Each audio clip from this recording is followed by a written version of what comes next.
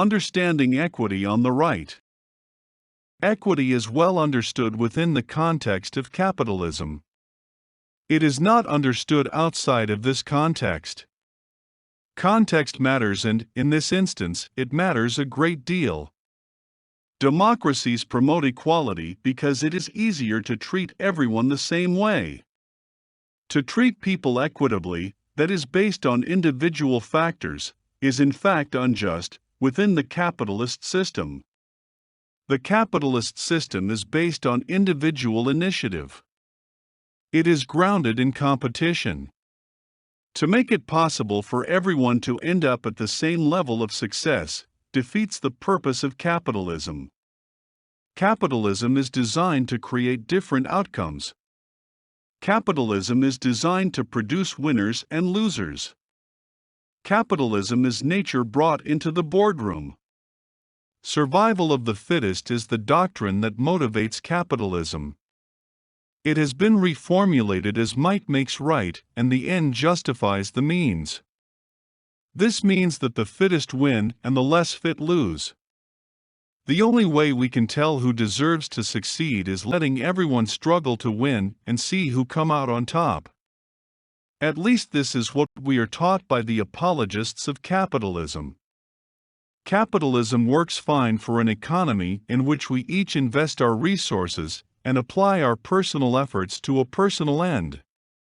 But this is no way to operate a country. If we permitted nature to take its course, society would descend into chaos. This is the vision anarchy brings to mind. Survival of the fittest applied to politics brings to mind Tammany Hall and Boss Tweed, the senator from New York State, or the mafia. Animals have simple ways to determine who the top male is. Mankind does not. Whereas competition between animals is usually brief with a definitive outcome, conflict between the males or species are invariably bloody, uncertain, and prone to be indefinite in duration. Democracy must produce a single outcome. Democracy is mankind's way of taking the competition of males and turning it into a verifiable outcome.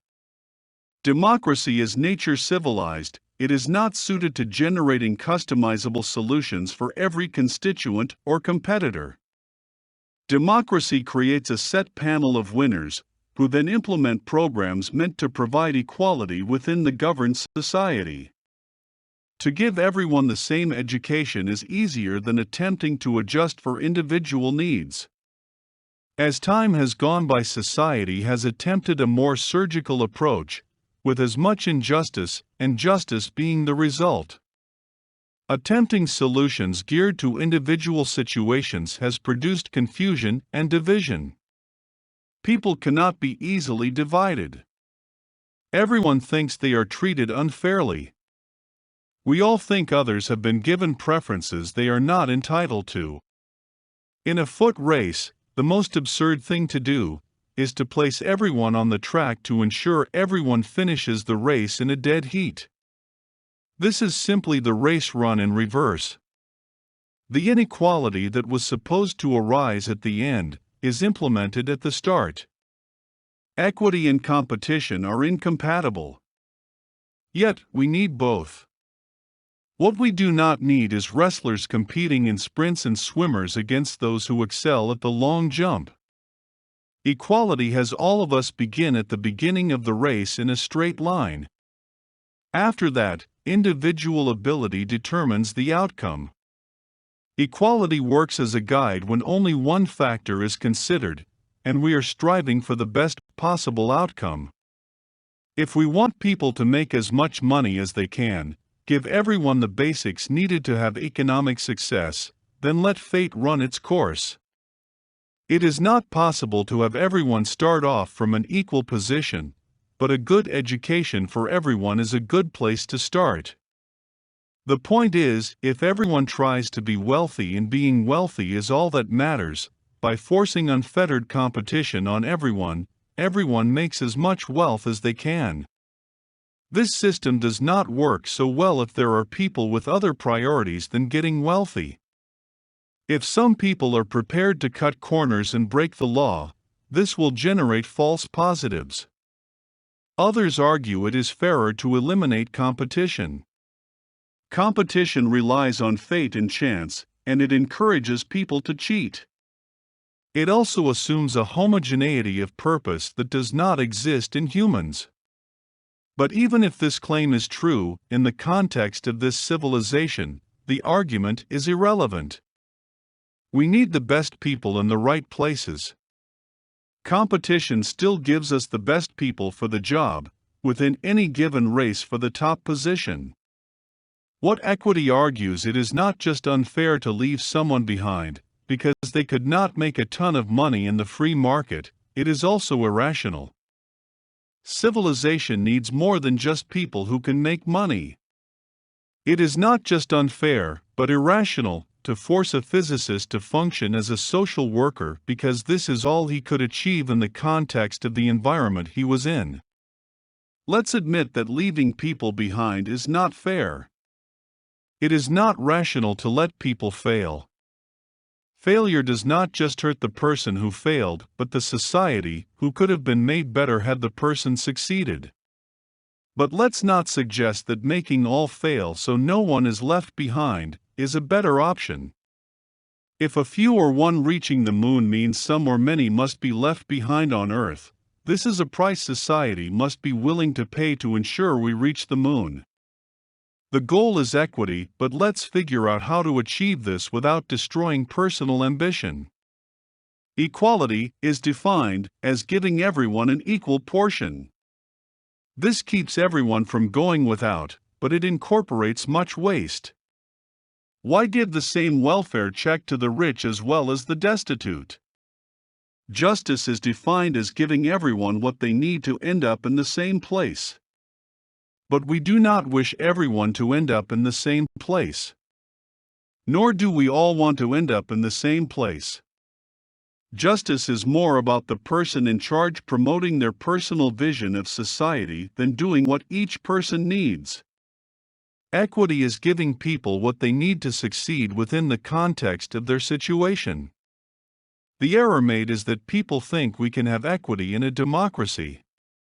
This may shock many, but democracy prevents an equitable system from being implemented. In fact, democracy and equitocracy are inimical and incompatible. The differences cannot be reconciled. To start, there are no people as an identifiable entity. There is no power of the people. The idea does not even make sense. At best, the concept of an amorphous entity called the people suggests a mob.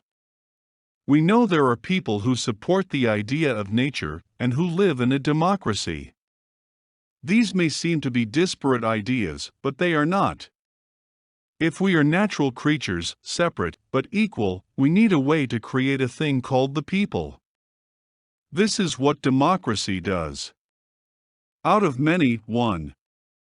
We all vote to create a representative, a single voice to replace the cacophony of we the people. We the people who are all equal create an autocrat who rules often with little in the way of restrictions. This is natural, the herd picks a herd leader.